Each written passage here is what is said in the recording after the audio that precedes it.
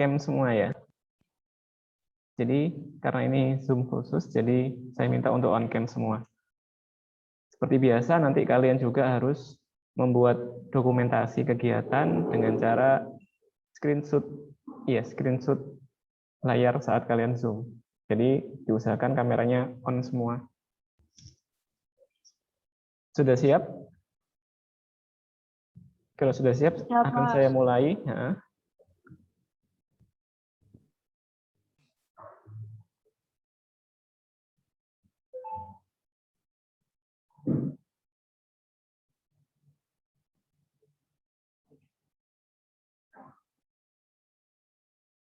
Untuk yang belum on cam, silakan kameranya dinyalakan semua.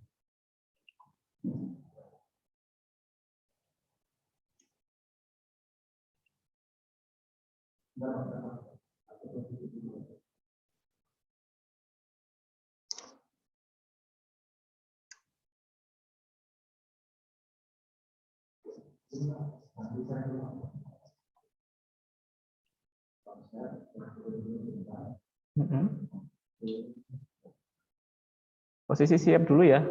Kita dokumentasi dulu untuk yang pertama ini. Kameranya tetap nyala.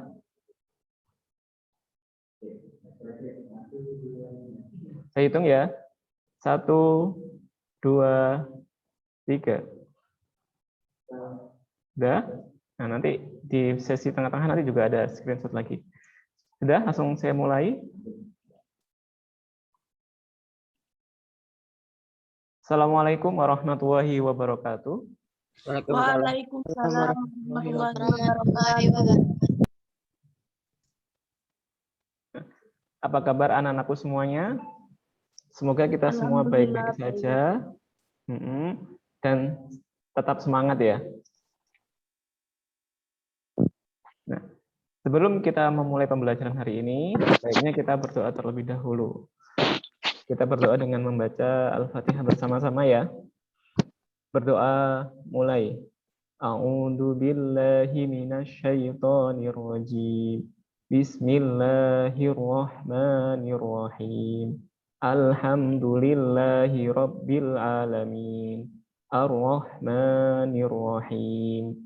Maliki yaumiddin. Iyyaka na'budu wa iyyaka nasta'in. Ihdinas siratal mustaqim. Siratal ladzina an'amta 'alaihim ghairil maghdubi 'alaihim waladdallin. Amin. Berdoa selesai. Terima kasih. Nah, pada materi sebelumnya, kalian telah mempelajari tentang pengertian, ciri-ciri, dan unsur intrinsik teks cerita fantasi. Nah, pada pembelajaran pagi ini, kita mempunyai tujuan agar kalian nanti dapat menentukan struktur dan kebahasaan teks cerita fantasi. Nah, manfaatnya adalah nanti akan membantu kalian dalam proses membuat cerita fantasi dan menjadi penulis yang handal. Oke. Nah, pertama kita akan membahas tentang struktur teks cerita fantasi.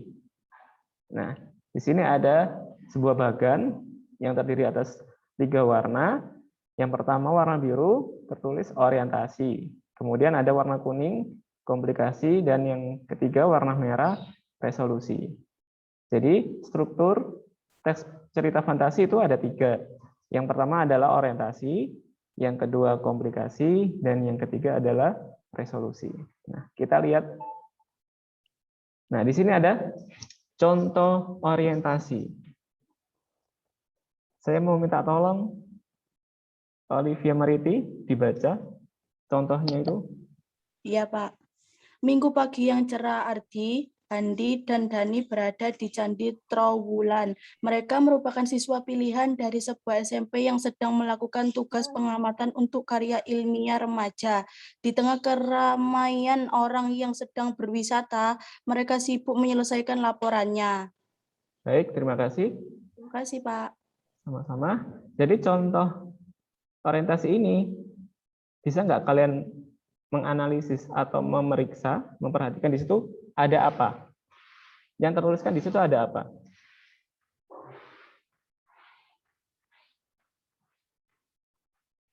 Minggu. Minggu itu apa? Hari. Nah, hari berarti menunjukkan waktu. Terus apa lagi? Silakan, apa? Pagi. Pagi. Pagi juga menunjukkan waktu. Terus apa lagi? Ardi, Handi, Dani itu apa? Objek. Objek atau apa lagi? Menunjukkan apa? Ardi, Handi, Dani itu menunjukkan apa? Objek. Yang lainnya, kata yang lainnya. Nama. Nama. Betul, nama. Kemudian berada di Candi Trowulan. Menunjukkan apa itu? Tempat. Nah, jadi bisa kita simpulkan di contoh orientasi ini di dalamnya terdapat waktu, yaitu minggu pagi, kemudian ada tokoh atau nama, ya ada tokohnya yaitu Ardi, Handi, dan Dani. Kemudian berada di Candi Trowulan menunjukkan tempat. Jadi dapat kita simpulkan, jadi orientasi adalah bagian cerita, yaitu cerita fantasi yang berisi pengenalan latar, bisa latar tempat, latar waktu, latar suasana, dan tokoh dalam teks cerita fantasi. Jadi saya ulangi lagi ya. Jadi orientasi adalah bagian cerita yang berisi pengenalan latar dan tokoh dalam teks cerita fantasi. Biasanya teks orientasi ini, bagian orientasi ini terletak di awal cerita. Paham ya? Oke, kita lanjutkan ke contoh komplikasi.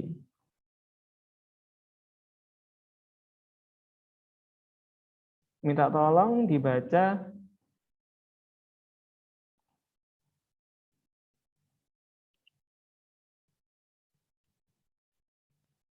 Rehan Aditya Putra Wibowo. Silakan dibaca. Ya, tolong. Tiba-tiba dengar suara Handi berteriak minta tolong. Dani dan Ardi yang berada tidak jauh dari tempat itu segera berlari menghampiri. Betapa kagetnya mereka berdua melihat Handi berada di sebuah lubang dan hanya kelihatan tangannya. Sudah, terima kasih. Iya. Nah, di situ ada contoh komplikasi. Di situ ada sebuah paragraf, yaitu tolong. Tiba-tiba terdengar suara Handi berteriak minta tolong. Dani dan Ardi yang berada tidak jauh dari tempat itu segera berlari menghampiri. Betapa kagetnya mereka berdua melihat Handi berada di sebuah lubang dan hanya kelihatan tangannya. Kira-kira kalimat ini atau paragraf ini menggambarkan apa? Kejadian yang lainnya?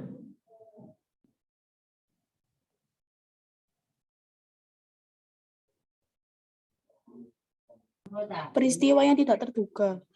Peristiwa yang tidak terduga, apalagi? Ayo kalian bebas menyampaikan isi apa yang ada di pikiran kalian. Ada lagi? Di situ ada kata tolong. Tiba-tiba terdengar suara Handi berteriak minta tolong.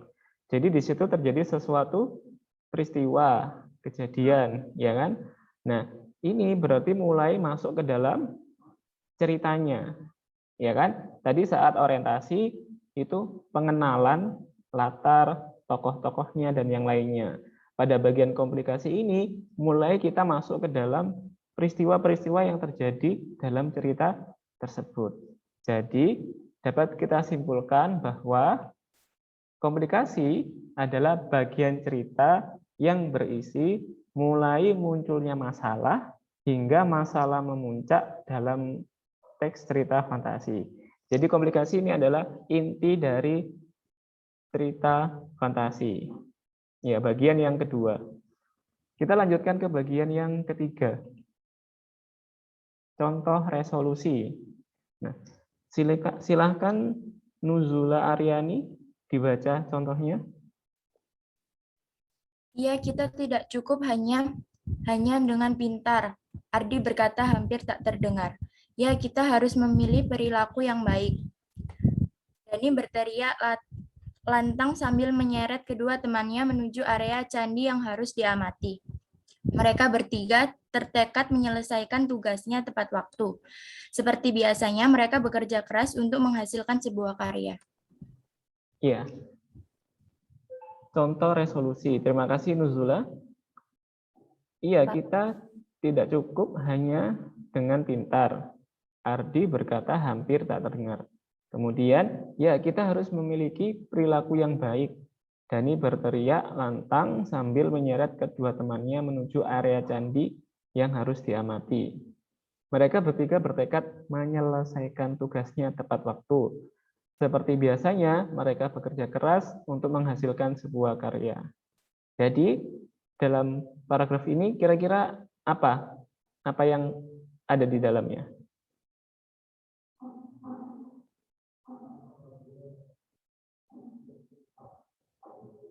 Ini adalah contoh resolusi. Apa? Di situ ada apa? Kita tidak cukup hanya pintar. Kita harus memiliki perilaku yang baik. Berarti itu sebuah apa? Coba, sebuah apa itu? Sebuah pesan, ya kan? Pesan atau nasihat, ya kan? Mereka memberi sebuah kita nasihat, kita tidak hanya pintar, tidak cukup hanya dengan pintar saja. Tetapi selain pintar, kita juga harus memiliki perilaku yang baik.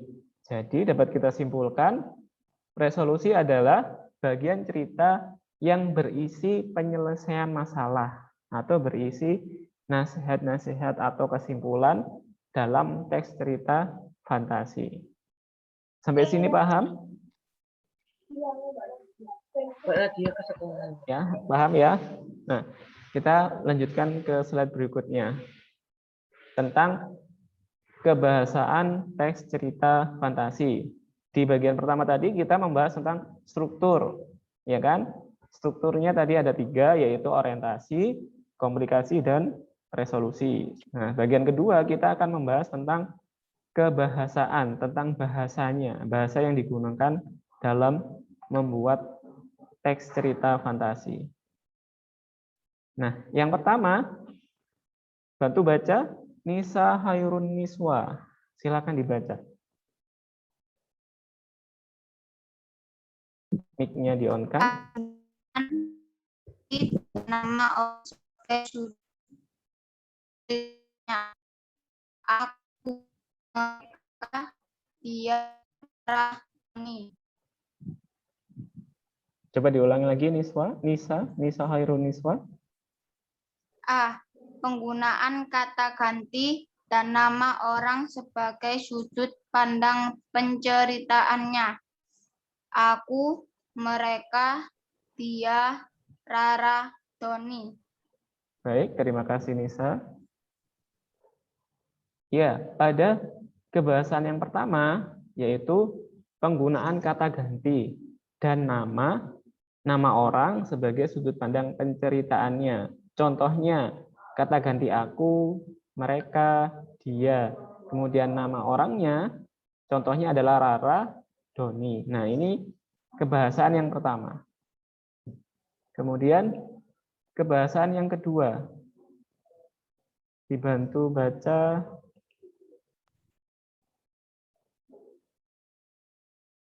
Aulia Raina Yuliansi. B. Pengguna kata yang mencerah panca indera untuk deskripsi latar latar tempat, waktu, suasana. Contoh, deskripsi latar tempat. 3 rumah bergaya kerucut menyambut mataku. Deskripsi latar suasana. Kamar yang megah ini terasa sunyi dan penuh kesedihan. Deskripsi latar waktu. Tengah malam tak ada bintang di langit itu. Baik, terima kasih Aulia.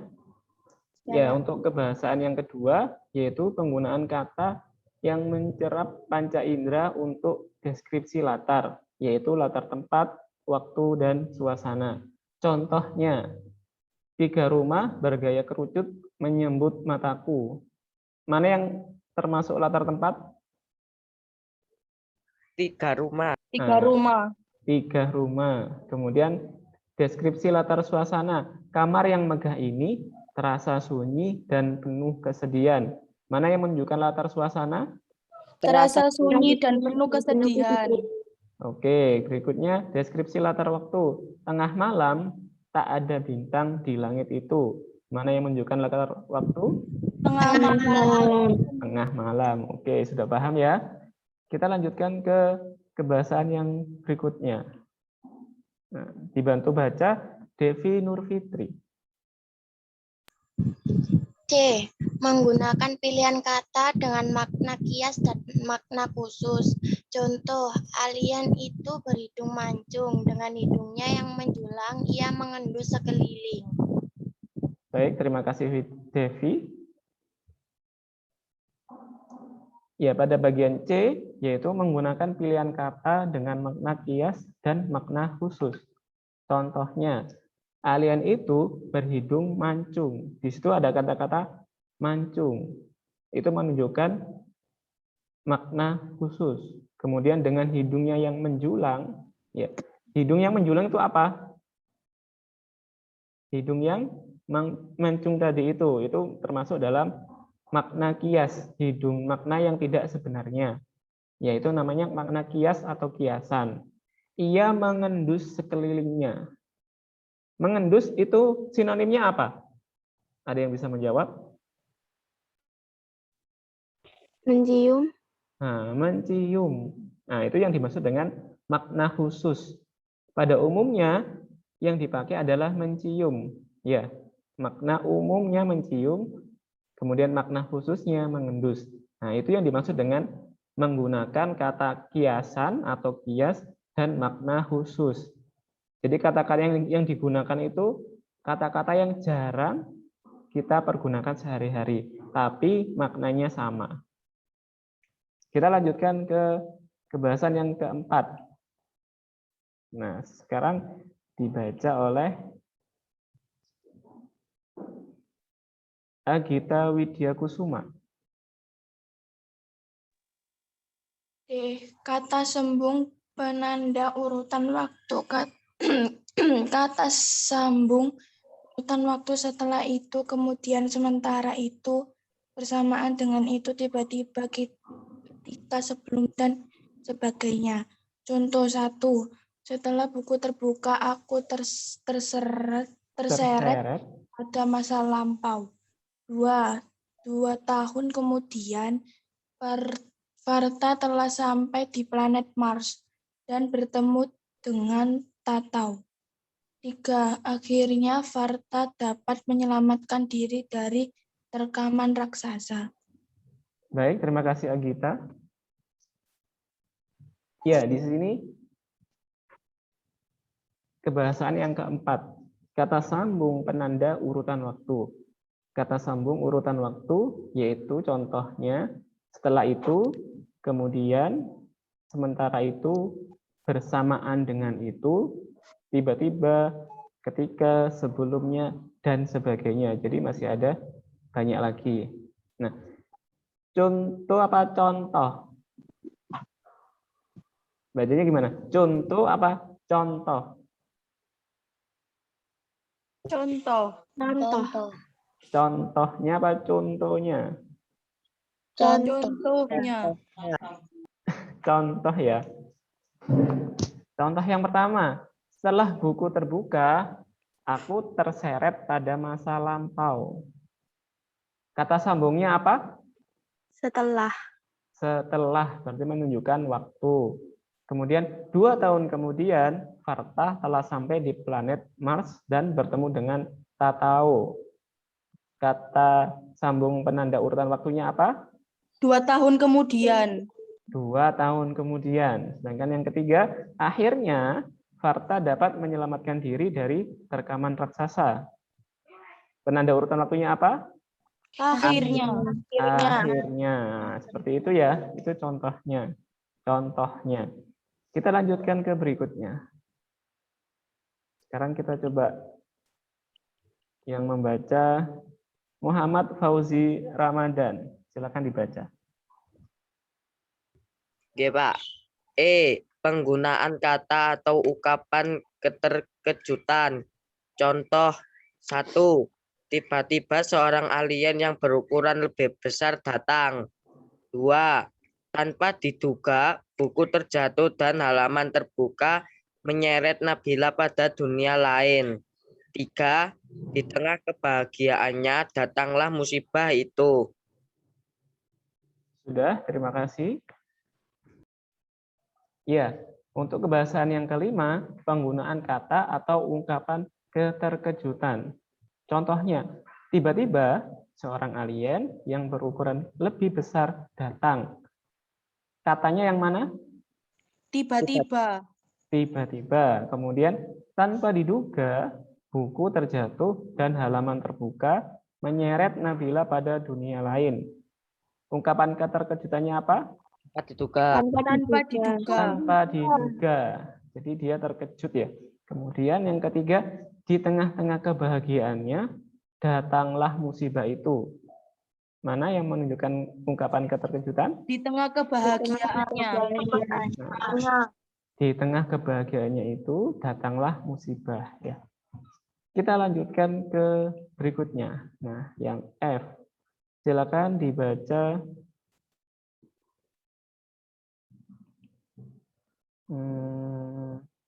Sabita an-nabiha. F. Penggunaan dialog atau kalimat langsung dalam cerita. Raksasa itu mengejar kita. Teriak Fona kalang kabut.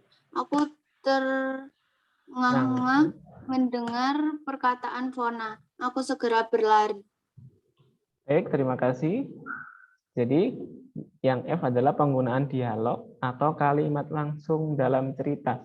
Ada nggak yang tahu ciri-ciri kalimat langsung? Apa ya ciri-cirinya kalimat langsung? Ada apanya?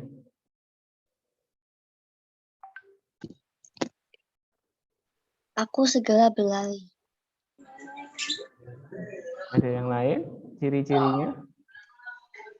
Menggunakan tanda petik Siapa yang jawab tadi? cinta. Cinta. Ya, ciri-cirinya adalah yang tepat adalah menggunakan tanda petik 2. Yaitu di sini tertulis raksasa itu mengejar kita. Teriak Fona kalang kabut. Jadi yang berteriak siapa? Fona. Nah, jadi Fona berteriak sambil mengucapkan raksasa itu mengejar kita kayak gitu ya. Sambil dia berteriak seperti itu. Aku terengah-engah mendengar perkataan Fona. Aku segera berlari karena raksasanya itu mengejar. Akhirnya aku dan Fona berlari. Ya, karena dikejar oleh raksasa itu. Jadi ciri-ciri kalimat, ciri-ciri cerita fantasi yaitu salah satunya menggunakan kalimat langsung atau terdapat dialog di dalamnya. Sudah? Nah, ternyata ciri-cirinya sudah selesai. Nah, dari 2 materi ini, apakah ada yang ditanyakan? Tidak ada. Nah, di sini kita punya penilaian. Penilaian pertama, setelah kalian mendengar materi tentang struktur tes cerita fantasi tadi, kalian jelaskan ciri isi dari setiap struktur tes cerita fantasi. Seperti ini ya, nanti tugasnya. Pertama, orientasi ciri isinya apa? Tadi kan kita sudah jelaskan. Berisi apa-apa-apa. Nah, kemudian komplikasi ciri isinya berisi apa. Kemudian resolusi, ciri isinya berisi apa. Nah, kemudian nanti akan saya tunjukkan lembar kerjanya. Nah, di sini ada lembar penilaiannya. Nanti bisa klik linknya. Nanti linknya ini saya kirim di grup. Kemudian ada link pengumpulan tugasnya juga. Gitu ya. Nah, sebentar saya coba tunjukkan.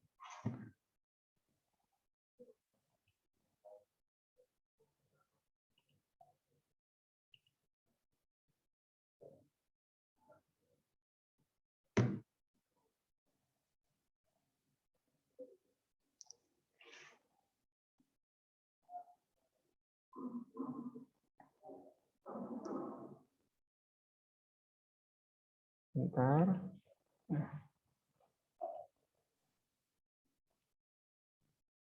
Nah, seperti ini. Nanti linknya kalau dibuka akan berbentuk seperti ini. Rubrik penilaian 1. Setelah kalian mendengarkan materi tentang struktur teks cerita fantasi, kalian menjelaskan isi dari setiap struktur teks cerita fantasi tersebut. Sudah saya beri contoh. Untuk orientasi, ciri isinya yaitu berisi pengenalan tokoh, latar, watak tokoh, dan konflik. Nah, nanti komplikasi berisi apa, kemudian resolusi berisi apa. Nah, kemudian untuk penilaian kedua, nah, di penilaian kedua ini, bentar,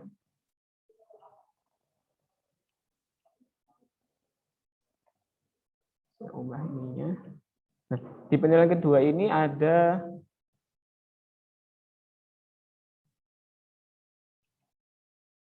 tentang kebahasaan teks cerita fantasi. Nah, tadi kan ada 6 ya.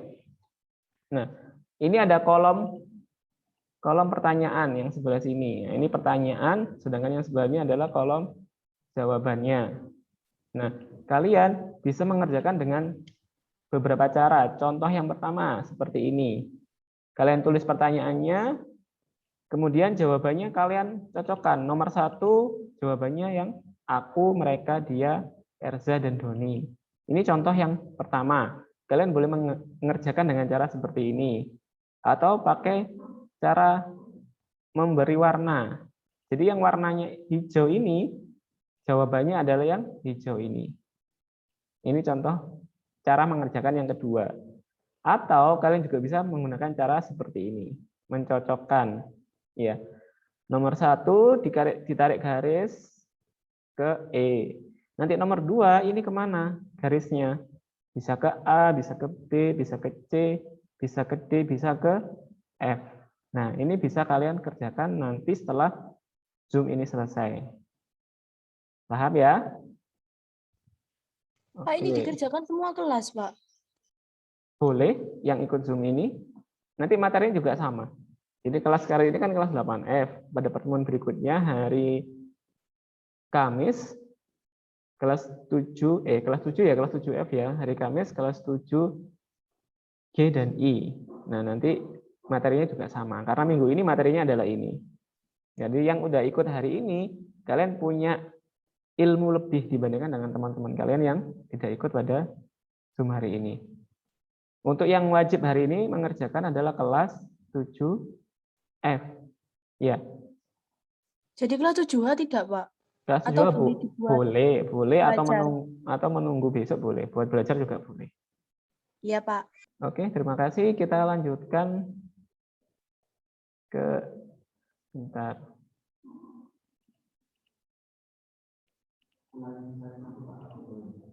Sebentar, Pak. Nah, nanti formnya seperti ini ya. Jadi seperti biasa kalian isi nama, kelas, kemudian nomor urut, ya kan? Kemudian di sini tabel penilaiannya, di sini ada petunjuknya. Link PowerPoint yang tadi ada di sini. Kalian bisa ngeklik ini untuk membaca PowerPoint-nya lagi. Kemudian untuk link lembar kerjanya, kalian bisa membuka yang ini. Kemudian yang perlu kalian siapkan untuk diupload adalah yang pertama, SS bukti bahwa kalian mengikuti Zoom meeting ini. Jadi kalian jangan lupa SS screenshot kalian dengan ketentuan harus kameranya harus on. Ya, jadi bagus nanti hasilnya. Kemudian memfoto atau SS penilaian yang pertama, yaitu tentang struktur tadi yang ada tabel, orientasi, komplikasi, dan resolusi. Kemudian SS penilaian yang kedua tentang kebahasaan tadi. Nah, jadi ada 3 foto atau gambar yang harus disiapkan dan diupload. Sudah, kita kembali ke PowerPoint tadi.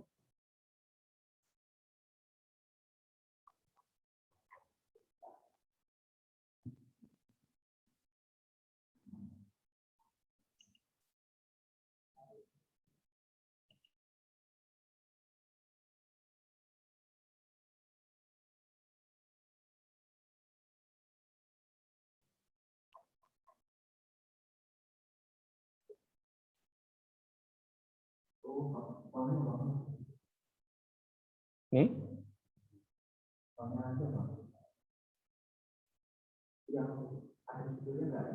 Nah, ini. Ini apa ini?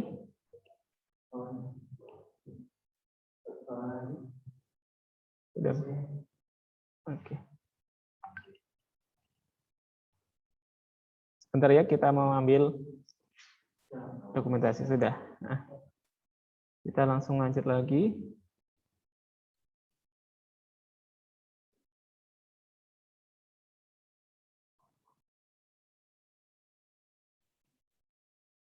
Tadi untuk link Google Form-nya. Nah, untuk materi kita sudah selesai. Seperti biasa.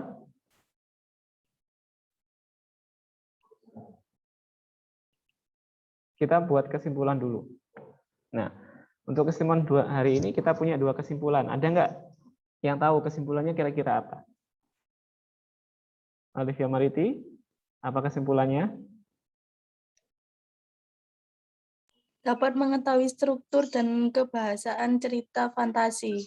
Nah, bagus. Jadi kesimpulannya ada 2. Yang pertama, mengetahui struktur teks cerita fantasi. Nah, kita tulis di sini ya. Mengetahui struktur teks cerita fantasi.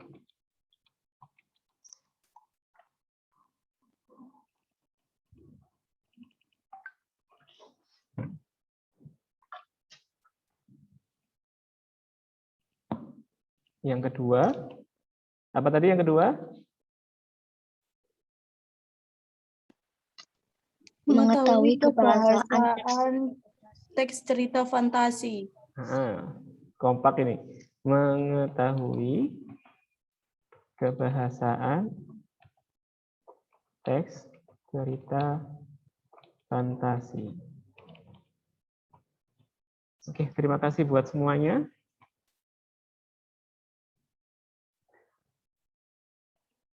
Kesimpulannya sudah. Yang pertama mengetahui struktur teks cerita fantasi, yang kedua mengetahui kebahasaan teks cerita fantasi.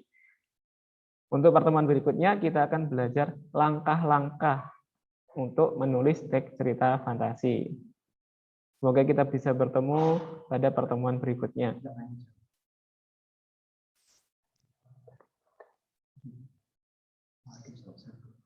Bentar. Pak, jadi yang mengerjakan tugas Google Form tadi hanya kelas 7F ya, Pak? Untuk hari ini kelas 7F.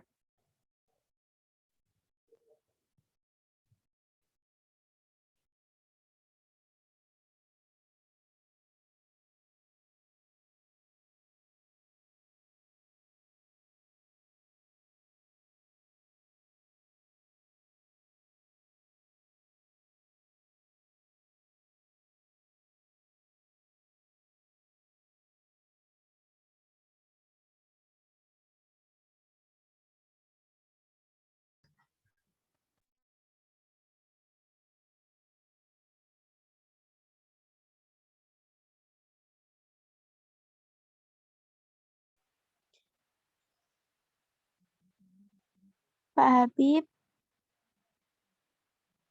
mic-nya Pak Habib matiin. Ya, mic-nya, Pak. Oh iya, mohon maaf. Ya, silakan ambil posisi yang paling bagus. Kita dokumentasi terlebih dahulu. Jangan lupa kameranya di-on-kan. Ya, nanti dokumentasinya saya kirimkan ke grup juga bisa, biar kalian bisa mengambil untuk bukti screenshotnya juga, atau kalian juga bisa SS sendiri. Nah, saya hitung ya, 3, 2, 1. Sekali lagi, 3, 2, 1. Terima kasih semuanya.